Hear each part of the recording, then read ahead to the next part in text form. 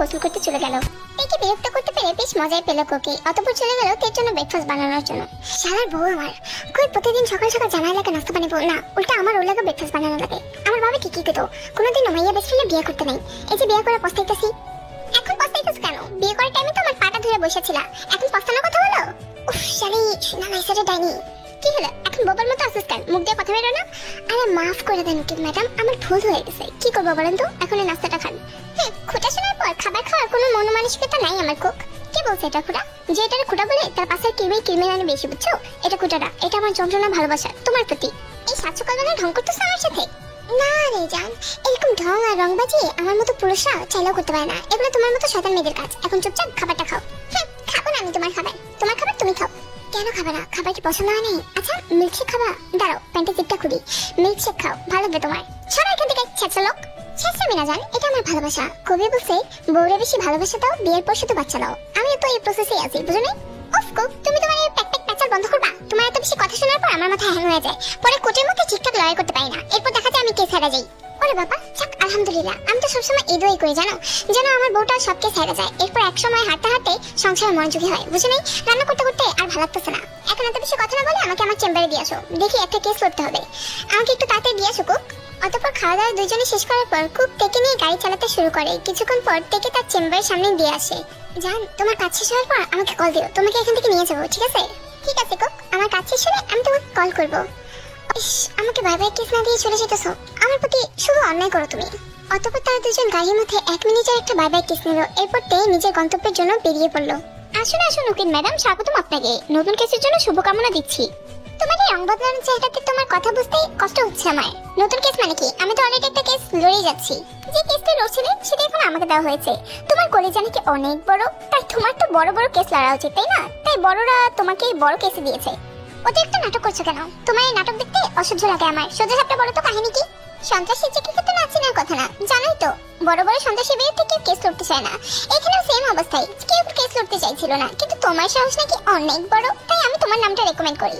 আর এরপর বড় লেভেল থেকে তোমার নামকে একসেপ্ট করে নেয়। এখন ওনার বিরুদ্ধে কেস লড়বে তুমি। আজকে দেখা যাবে তোমার কত বড় সাহস। তোমার কি ধারণা এই কেসটা নিতে ভয় পাবো আমি? অবশেষে একটা জানোয়ারকে আমি জেলে পাঠাতে পারবো, এটা আমার জন্য সুখবর। কথায় আছে অহংকারই পতনের মূল। আজকে তোমার সাথে সেটাই হবে। তে এতদিন দাপট দেখিয়ে এসেছো যে কোনো কেস হারোনি, আজকে তুমি হারবে আমি নিশ্চিত। এই আনন্দে মিষ্টি বিলাবো। তের বেশি কথা বাড়ালো না। বড় বড় সন্ত্রাসীদের বিরুদ্ধে কেস লড়তে গেলে নিজের জীবনে মায়ের ত্যাগ করতে হয়। এরই মধ্যে তের শুভাকাঙ্ক্ষীরা এসে থেকে ইচ্ছে করে বলে যাচ্ছে যেন এই কেসটা বেশি না বাড়ায়, ইচ্ছে করে যেন এই কেসটা হেরে যায়। কিন্তু তে ঠিক করলো যাই হোক না কেন সত্যের পথেই বলবে। তাই সামনে যেই থাকুক তাতে তে কিছুই আসে যায় না। হাসি মুখে সবার কাছ থেকে বিদায় নিয়ে কোর্টের উদ্দেশ্যে রওনা দিল তে। কোর্টে পৌঁছাতেই তে দেখতে পেল আসামি স্বয়ং সবার আগে উপস্থিত বসে আছে। তাকে দেখে আসামি বলে মনে হচ্ছে না, দেখে মনে হচ্ছে কোনো মুভির নায়ক। বডি শরী একেবারে মারাত্মক ভাবে মানানো এবং পরিষ্কার ভাবেই বসে আছে। দেখে বোঝাই যাচ্ছে না সে কোনো আসামি, মনে হচ্ছে এটা তার আড্ডাখানা, এখানে আড্ডা জমাচ্ছে তিনি। এই সন্ত্রাসী জেকেকে দেখার পর তের জীবনে নতুন একটা অভিজ্ঞতা হলো। এতদিন তে ভাবতো আসামি বলতে জঘন্য মানুষ, জঘন্য রকম দেখতে জঘন্য হবে তাদের আচরণ। কিন্তু এই আসামি একদম উল্টো, দেখে মনে হচ্ছে কোনো মুভির নায়ক। কিন্তু এত সুন্দর চেহারা নিয়ে মানুষ এতটা জঘন্য ক্রাইম করতে পারে ধারণা নাই তের। পরক্ষণে উপস্থিত হলেন জজ সাহেব এবং জেকের পক্ষে লড়াই করা উকিল। তাদের সামনে শুরু হলো কেসটি। কেসটি শুরু হওয়ার সাথে সাথে তে কিছু বলতে যাবে এর আগে ইউনো বলে উঠলেন, জজ মশাই চা পানির ব্যবস্থা করবেন না? এই 15টা মিনিট কেমনে বোরিং কাটাই বলেন তো? জজ সাহেব ইউনোকে কিছু বলার আগে তে ইউনোর উদ্দেশ্যে বলে উঠলেন, মিস্টার ইউনো, আপনার অবগতির জন্য আপনাকে জানাচ্ছি এটি একটি কোর্ট, এখানে কেস চলে। এটা আপনার আড্ডাখানা না যে আপনি এখানে চায়ের আসর বসানোর কথা বলছেন। এই কথা শুনে জেকে আগ্রহ সহকারে সামনের দিকে ঝুঁকে দাঁড়ালো, যেন তের কথায় বেশ আনন্দ পেয়েছে। এক পলকে তের একটা ছবি তুলে নিল এবং আগ্রহ সহকারে তের দিকে এখনো তাকিয়ে রইল। উকিল ম্যাডাম, আপনাকে তো ঠিক চিনতে পারছি না, নতুন নাকি? বহু বছর সমাজে নোংরা কীট পতঙ্গদের শিকার করেছি, আজ প্রথমবারের মতো এক হায়নাকে শিকার করতে আসলাম। তো ওই হিসাবে হ্যাঁ নতুন আমি। ওকে ম্যাডাম, আপনার সাহস মনোমুগ্ধকর, পছন্দ হয়েছে আমার। তবে একটা বনের রাজাকে সিংহর নাম না দিয়ে আপনি হায়না নাম দিচ্ছেন, ব্যাপারটা ভালো লাগলো না আমার। মিস্টার আসামি, আপনি হায়না হয়ে সিংহ হওয়ার চেষ্টা করছেন, তবে চাইলে সব পাওয়া যায় না জানেন তো। সিংহর একটা বিশেষ গুণ আছে, সে কাউকে ভয় পায় না। আর হায়নাদের গুণ কি? সে কখনোই একা শিকার করতে পারে না, সে সবসময় দল বেঁধে চলে। এইখানে পরিস্থিতির ভারসাম্য যদি বিবেচনা করি তাহলে এখানে উপস্থিত একমাত্র সিংহ আমি, আর হায়নার দল আপনারা সবাই। কোন ভোদাই কয় যে মনের ভিতরে আগুন লাগাইতে মায়াকে শরীরের প্রয়োজন। কিছু মায়াদের মুখের কথাই মনে আগুন লাগাতে সক্ষম। মিস্টার আসামি, আপনাকে first time last time warning করছি, আমাকে দিয়ে এরকম জঘন্য মজা করতে আসবেন না। আর যদি এরকম জঘন্য মজা করেন, সত্যি কথা আপনার মাস্কটা খুলে আপনার নাকটা ভূতা বানায় দেবো। মিসেস ভিকিম ট্যান, মুখ সামনে কথা বলেন, বেশি বাড়াবাড়ি হয়ে যাচ্ছে কিন্তু। আপনার কথায় বিভ্রান্ত হলাম অনেক। সমাজে যারা সবচেয়ে বেশি উপকর্ম করে বেড়ায় তাদেরকে না দমিয়ে আমার মতো যারা স্পষ্টবাদী তাদেরকে দমাচ্ছেন, আবার বাড়াবাড়ি সংজ্ঞা বোঝাচ্ছেন। ওয়েট, ওকে ম্যাডাম, আপনি নতুন তো তাই অনেক কিছু বুঝতে পারছেন না। চিন্তা করবেন না, আমি আপনাকে সব A to Z বোঝাচ্ছি। আমার কথা শুনুন। আপনাদের মতো অনৈতিক মানুষ অবশ্যই আমাকে নিজে কথা বোঝাবে না। অনৈতিক কথা আমার বোঝার ইচ্ছা নেই, আমি শুধু এতটুকু বুঝি। এখানে আমি কেস লড়তে আসছি আর ওইটাই করছি। This is not fair, you know. Okay madam always right. তো ওনাকে ওনার পয়েন্ট অফ ভিউ দেখতে দেয়। আমি দেখতে চাই উনি আমার বিরুদ্ধে কি কি প্রমাণ জোগাড় করলেন, কতটুকু ইন্টারেস্টেড আপনি আমার প্রতি। ওকে ম্যাডাম, দেখি যাচ্ছে, আপনি একটু বলেন তো। মাই অনার, এই হায়না নামক লোকটার অপকর্ম সম্পর্কে আমাদের সমাজে সবাই অবগত। আশা করি আপনি এর ব্যতিক্রম কোনো কিছু নয়। আমরা জানি ওনার বিরুদ্ধে কতগুলো মামলা আজ পর্যন্ত দায়ের হয়েছে, কিন্তু উনি আজ পর্যন্ত এর শাস্তি পাননি। ভবিষ্যতে পাবেন কিনা সেটা আমার জানা নেই, তবে তিনি বিশাল বিশাল কিছু ক্রাইমের সাথে জড়িত, যেগুলো ক্ষমা অযোগ্য। এতগুলো ক্রাইমের মধ্যে বিশেষ কিছু ক্রাইম যদি আমি উল্লেখ করতে চাই, তাহলে একটি হচ্ছে প্রতি বছর বিনা অনুমতিতে অস্ত্র তৈরি এবং অস্ত্র পাচার, গত বছর প্রধানমন্ত্রীর উপরে করা হামলা, এবং আমাদের দেশের বৃহত্তম কিছু ব্যবসায়ীদের উপর জানের যে হামলাগুলো হয়েছিল এবং যাদের জান নেওয়া হয়েছিল তাদের সাথে সম্পর্ক ছিল এই চেকের। সাহেব, আপনি অনুমতি দিলে আমি আমার ক্লায়েন্টের সাথে কিছু কথা বলতে চাই। আসলে কি উনি এই ক্রাইমের সাথে জড়িত ছিল কিনা সেটা জিজ্ঞেস করবো। অনুমতি দেওয়া হলো। হ্যাঁ, অস্বীকার করার মতো কিছু নাই। আমাদের উকিল ম্যাডাম একেবারে পাক্কা খেলোয়াড়, একেবারে ঠিকঠাক কথা বলছেন। তবে আমি আরো কিছু বলতে চাই। শুধু কয়েকটা মামলা বাদ গেছে হয়তো বা। উকিল ম্যাডাম, সেগুলোকে প্লিজ ভালোভাবে রিসার্চ করে আবার আনবেন। মিস্টার আসামি, আপনার ভাবের পরিধি অনেক বেশি, তাই আমার কষ্ট করে পুরান পাপগুলোকে টানতে হবে না। একটু পরে যে হামলাটা করবেন তার পাপই যথেষ্ট। উকিল ম্যাডাম, কি বলছেন বুঝতে পারছি না। ভুল করছেন না তো কোথাও? আসলে ছোট্ট মাথায় এত বেশি চালাকি ঢুকে না। কি বলতে চাইছেন বোঝায় বলেন তো। ভালো অভিনয় করেন আপনি। ইবলিশ শয়তান নিজে বলছে ও নাকি শয়তানি পারে না, মানা যায়। তবে যদি না বুঝে থাকেন আবার বোঝাচ্ছি। আপনার মতো বড় একজন ক্রিমিনাল এখন কোর্টে বসে আছে। অবশ্যই আপনাকে কেউ ধরে আনেনি, আপনি নিজ ইচ্ছায় এসেছেন। কারণটা কি? কারণ কি কারণ? আসলে তো কেন আসলাম এই কোর্টে? আচ্ছা যান, আপনাকে দেখতে আসছি। ব্যাপার না মিস্টার আসামি, আপনি যেহেতু কারণটা বলতে চাচ্ছেন না, আমার মুখ দিয়ে শুনুন। আপনি বিশেষ একটা উদ্দেশ্য নিয়ে আজকে এই কোর্টে এসেছেন। একটু পরে হয়তো বা কোথাও হামলা করবেন এবং এর দায়ভার যেন আপনার উপর না পড়ে, তাই ইচ্ছে করে আপনি কোর্টের মধ্যে আছেন। কি যে বলেন না উকিল ম্যাডাম, আপনার কি ধারণা আমি কি প্রশাসনকে ভয় পাই নাকি? ছি ছি, এরকমটা কেন বোঝাতে চাইবো? এই নোংরা প্রশাসন তো আপনাদের মতো হায়নাদের ইশারাতেই চলে। আপনারা এদেরকে ভয় পাবেন কেন? কিন্তু কথা আছে না, শিয়ালে শিয়াল চিনে, ঠিক তেমনি আপনার লেভেলের কিছু মানুষ আছে যাদেরকে টেক্কা দিয়ে আপনার চলতে হয়। And I'm 10,000% sure যে এরকম কোনো কিছু কারণে আপনি এখন এখানে আমার সামনে। Mind blowing, উকিল madam, mind blowing, amazing. You were just amazing, উকিল ম্যাডাম। আপনি আসলে মারাত্মক একটা জিনিস ভাই, মানতে হয়। আপনি এখানে কি করতেছেন? আপনার জায়গা তো আমার পাশে। আমি বলি কি, আমার পার্সোনাল অ্যাসিস্ট্যান্ট হয়ে যান, আমাকে গাইড করেন। আপনার থেকে বুদ্ধি নিয়ে অনেক অনেক সুন্দর সুন্দর ক্রাইম করতে পারবো দুজনে মিলে। মিস্টার আসামি, মনে হচ্ছে আমার এই সুন্দর হাত আপনার সহ্য হলো না, তাই তো আমার হাতটাকে নোংরা করার জন্য আপনার হাতের সাথে হাত মেলানোর কথা বলছেন। দিস ইজ নট ফেয়ার, উকিল ম্যাডাম। হাত মেলানোর প্রস্তাব দিয়েছিলাম, রাজি হলেন না। জননাঙ্গ মেলানোর প্রস্তাব দিলে কি রাজি হইতেন নাকি ওটাই ঠিক ছিল বলেন তো? আমার হাতের থেকে বেশ দূরেই আসিস তুই, তাই আমার হাতে থাপ্পড়টা খাইলি না জানোয়ার। মিসেস পে, বেশি বাড়াবাড়ি হয়ে যাচ্ছে কিন্তু। বাড়াবাড়ি আমি করতেছি? আমি তো এখানে জাস্ট সাধারণ একটা মেয়ে হিসেবে কেস লড়তে আসছিলাম। বাড়াবাড়ি তো আপনারা সবাই হানার মতো মিলে আমার সাথে করতেছেন। এক্স্যাক্টলি উকিল ম্যাডাম। উকিল ম্যাডাম অলওয়েজ রাইট জজ সাহেব, উনি ঠিকই বলছেন। ওনার কেসের রায়টা দিয়ে দেন তো। ঠিক আছে, মিস্টেক দেওয়া প্রতিটা প্রমাণের ভিত্তিতে প্রমাণিত হয়েছে যে জেকে আসলে নির্দোষ। জানতাম, আগে থেকে জানতাম সব হায়নারা মিলে যে এরকম বর্বরতা দেখাবে তা জানার কথা। নো উকিল ম্যাডাম, এই জায়গাটা হেরে গেলেন।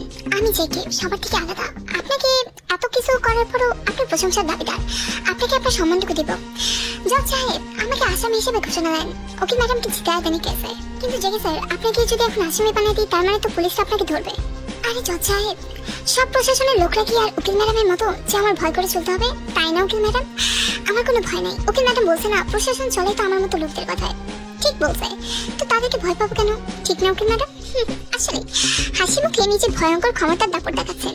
জিনিসটা ভালো লাগলো আমার কাছে, বেশ ইন্টারেস্টিং। যাক, কিছু একটা তো আমার ভালো লাগলো আপনার কাছে। ব্যাপারটা শান্তি দিল মনের ভিতরে। এখন চল সবাই বেরোই, অনেকক্ষণ আড্ডা দিলাম উকিল ম্যাডামের সাথে। এখন আমাকে বিদায় দিই। জেগে যাওয়ার সাথে সাথে জেকের একজন লোকদের কপালে একেবারে বন্দুক ঠেকলো। তারা ভেবেছিল জেকে হয়তো বা ইশারা ইঙ্গিতে মেয়েটিকে মেরে ফেলার কথা বলেছে। এমনটা ভাবা অবশ্যই স্বাভাবিক, কারণ জেকে যাদের সাথে হাসি মুখে কথা বলে ইশারা ইঙ্গিতে এটাই মানে হয় যে তাকে মেরে ফেলতে হবে। তাই তো তাদের লোকরা তেকে মারতে চলে আসে। এমন ভুলটা ঘুরতে এসো না, তোমাদের বস তোমাকে মেরে ফেলবে। উকিল ম্যাডাম, আমার প্রতি এরকম বিশ্বাসের কারণ কি জানতে পারি? যেহেতু আমাকে কেসটাতে জিতিয়ে দিয়েছেন, তার মানে আমার প্রতি আমার সাহস থেকে আপনার সম্মান জন্মাইছে। আর যেহেতু সম্মান জন্মাইছে তাই আপনি আমাকে এত সহজে মারবেন না। Very sad news. দুঃখজনক, একদিনের পরিচয় আমার মন পড়ে নিচ্ছেন। ব্যাপারটা কিন্তু ঠিক না। আরে গদ্যগুলো দেখেন, এত বছর নিজের সাথে রেখে আমার মন পড়তে পারে না, আপনি মারতে চলে আসছে। এক গদ্যপ্রা চল। তেকে বিদায় দিয়ে সেখান থেকে চলে গেল জেকে লোকেরা।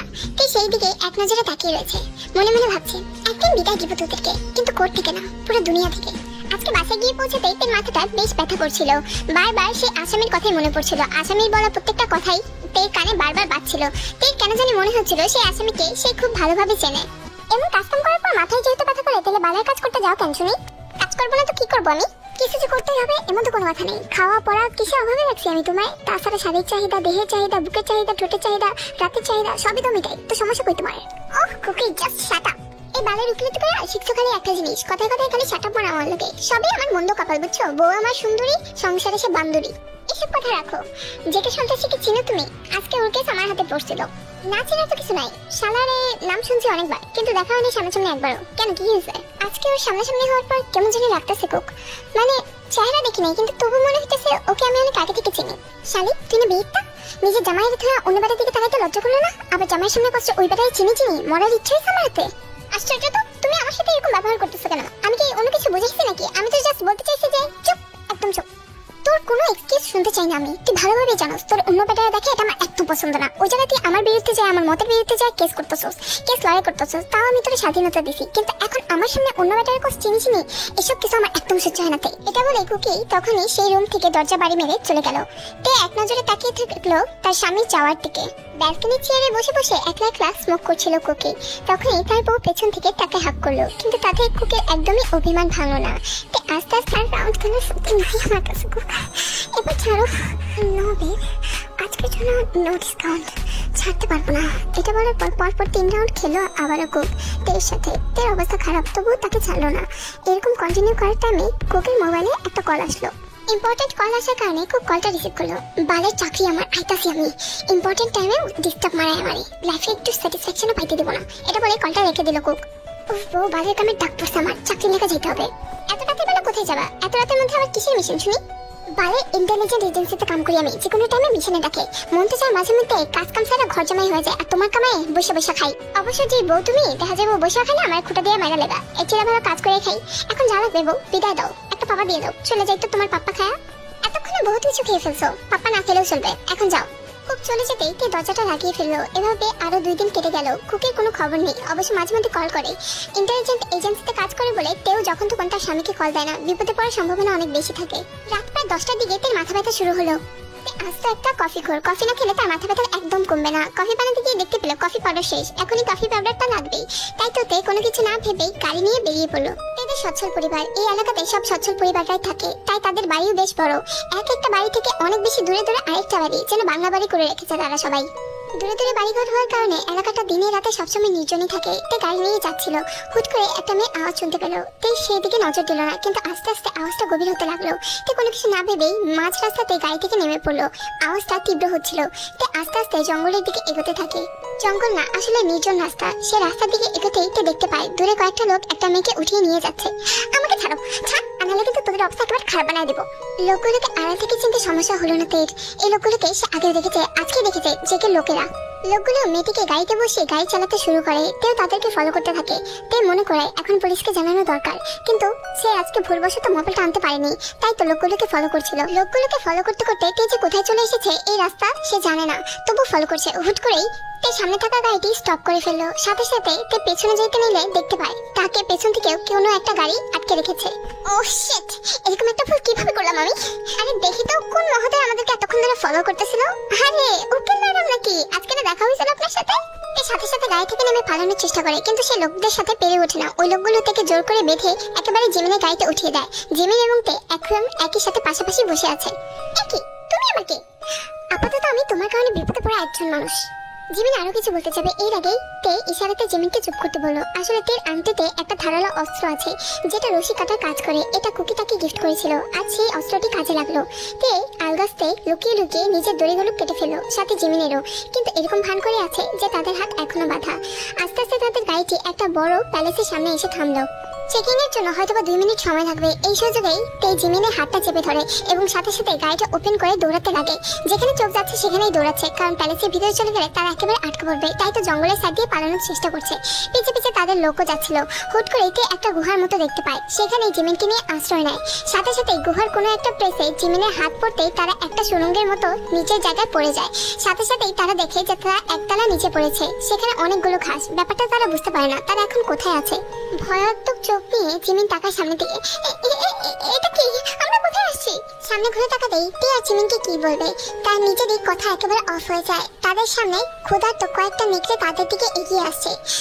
আমরা ভুল করে নেকড়েতে খাঁচার ভিতরে চলে আসছি।